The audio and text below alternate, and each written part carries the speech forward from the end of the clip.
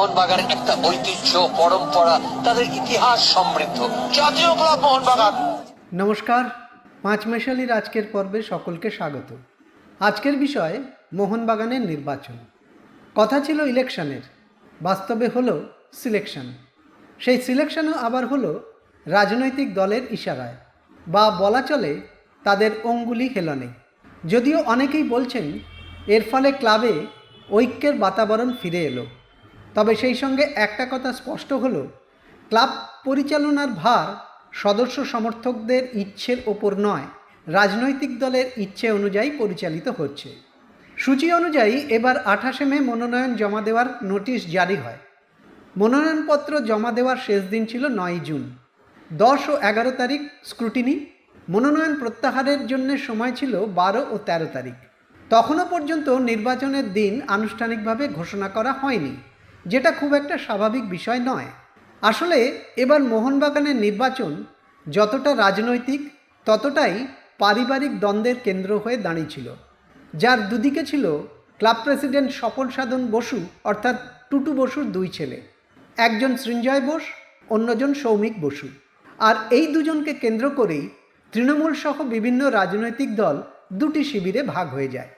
Club president Tutu Basu যখন জানতে পারেন তার বড় ছেলে সৃঞ্জয় বসু সচিব পদে দাঁড়াতে চান, তখনই তিনি সভাপতির পদ থেকে ইস্তফা দেন, যাতে ছেলের সচিব হওয়ার পথ সুগম হয়। এরপরে তিনি জানতে পারেন তার ছোট ছেলে সৌমিক বসু সৃঞ্জয়ের বিরোধী গোষ্ঠী দেবাশিস দত্তের শিবিরে ভিড়েছে। তখন তিনি ক্ষেপে যান। তার সমস্ত রাগ পড়ে তৃণমূল কংগ্রেসের ওপর। তিনি প্রকাশ্যেই নিজের পরিবারে এই ভাঙনের জন্যে তৃণমূল কংগ্রেসকে দায়ী করেন।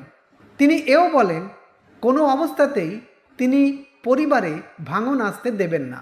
টুটু বসুর এই মন্তব্য তৃণমূল নেত্রীর কানে পৌঁছতে দেরি হয়নি। তিনি প্রমাদ গোনেন আগামী বছর রাজ্য বিধানসভার ভোট। এই পরিস্থিতিতে তিনি টুটু বসুর মতো ওজনদার লোককে চটাতে রাজি ছিলেন না। ফলে দুই বিরোধী গোষ্ঠীর মধ্যে সমঝোতার রাস্তা বার করার জন্য তৎপর হন তিনি। তৃণমূলের বিভিন্ন নেতাদের কাছে সেই বার্তা পৌঁছতে দেরি হয়নি। মোহনবাগানের ভোটারের সংখ্যা 6818। যে খসড়া তালিকা প্রকাশ করা হয়েছিল তার ভিত্তিতেই এই সংখ্যা জানা গেছে। তৃণমূল সমর্থকদের বড় অংশই উত্তর কলকাতা ও হাওড়া জেলার। সচিব পদে একদিকে দেবাশিস দত্ত এবং অন্যদিকে সৃঞ্জয় বোস। ভোটের আগে প্রচারে দুই শিবির কেউ কাউকে জমি ছাড়তে রাজি ছিল না। রাজনৈতিক দলের মতো দুই শিবিরই তৈরি করে স্লোগান। শাসক দলের স্লোগান ছিল আমরাই মোহনবাগান, অন্যদিকে প্রতিপক্ষের স্লোগান ছিল তোমাকেই চাই। ভোটের লড়াইতে একদিকে যেমন তৃণমূলের বিভিন্ন নেতা দুই শিবিরে ভাগ হয়ে গেছিলেন, তেমনি বিজেপি সিপিএম তারাও দুই গোষ্ঠীর মধ্যে ভাগ হয়ে যায়। দেবাশিস দত্তের পক্ষে সমর্থন ছিল তৃণমূল সাংসদ পার্থ ভৌমিক, মন্ত্রী অরূপ রায়, সাংসদ প্রসূন ব্যানার্জি, মন্ত্রী প্রদীপ মজুমদার, ডেপুটি মেয়র অতীন ঘোষ এবং আরও অনেক বিধায়কের। এছাড়াও ছিলেন মোহনবাগানের প্রাক্তন সচিব অঞ্জন মিত্রের মেয়ে সোহিনী মিত্র চৌবে। দেবাশিস দত্তের হয়ে প্রচার করেন প্রাক্তন ফুটবলার মানস ভট্টাচার্য, সত্যজিৎ চট্টোপাধ্যায়ের মতো ফুটবলাররা। প্রচারে বা সমর্থনের দিক থেকে সৃঞ্জয়ের শিবিরও হালকা ছিল না। মমতার ডানহাত বাঁহাত বলে পরিচিত অরূপ বিশ্বাস এবং ফিরাদ হাকিম এবং তাঁদের অনুগত কাউন্সিলররা সৃঞ্জয়ের হয়ে মাঠে নামেন। এছাড়াও ছিল তৃণমূলের মুখপাত্র কুণাল ঘোষ। তবে সবচেয়ে মজার কথা, সিপিএমের রাজ্য সম্পাদক মোহাম্মদ সেলিমের ঘনিষ্ঠ বলে পরিচিত বাপ্পা বা সঞ্জয় ঘোষ ছিলেন এই সৃঞ্জয় শিবিরে। এই পরিস্থিতিতে আড়াল থেকে মাঠে নামেন স্বয়ং তৃণমূল নেত্রী। দুই বিরোধী গোষ্ঠীকে তিনি সমঝোতার ফর্মুলা দেন, যে ফর্মুলা দুই গোষ্ঠী মেনে নেয়, যার ফলে এড়ানো যায় নির্বাচন এবং দ্বন্দ্ব। মমতার দেওয়া ফর্মুলা অনুযায়ী মোহনবাগানের সচিব হন সৃঞ্জয় বোস এবং সভাপতি দেবাশিস দত্ত।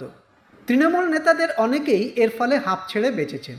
তারা বলছেন এই ফর্মুলায় একদিকে যেমন মোহনবাগানে ঐক্যের বাতাবরণ তৈরি হলো, তেমনি তৃণমূল দলে অন্তর্দ্বন্দ্ব আপাতত মুছে গেল। দুই বিরোধী শিবিরের এই আপাত মিলনে ক্লাব সমর্থকরাও খুশি হয়েছেন। একই সঙ্গে তারা প্রশ্ন তুলছেন, ক্লাবটা তাহলে রাজনৈতিক দলের ইচ্ছেতেই পরিচালিত হচ্ছে। শতাব্দী প্রাচীন দলের পক্ষে যা মোটেই সম্মানজনক নয়। আজ এই পর্যন্ত। ভালো লাগলে সাবস্ক্রাইব করবেন, লাইক, শেয়ার, কমেন্ট করতে ভুলবেন না, আর অবশ্যই বেল আইকন প্রেস করবেন। নমস্কার।